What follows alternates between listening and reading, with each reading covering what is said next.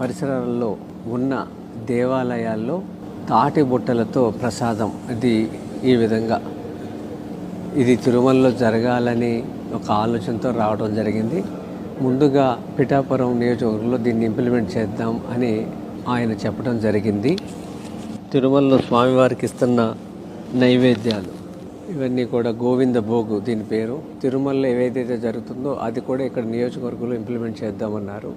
అలాగే ఇక్కడ చూస్తున్న ఈ మట్టి వినాయకుడు ఈ ప్రభుత్వం రాగానే మొదటి పండుగ 100 విగ్రహాలని అక్కడున్న యువకులకి ఎకో కాంటెస్ట్ అనేవి పెట్టి భక్తి శ్రద్ధలతో నిమజ్జనం చేస్తే పర్యావరణ రహితంగా ఇంతవరకు భారతదేశంలో ఎక్కడ అలా జరగలేదు. ఇది చేతి సంచితో బజార్కి వెళదాం.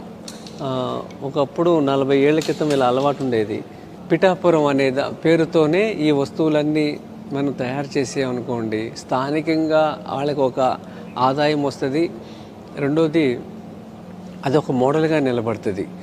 ఈ అవకాశం ఇచ్చిన పవన్ కళ్యాణ్ గారికి మనస్ఫూర్తిగా అభినందనలు, ధన్యవాదం.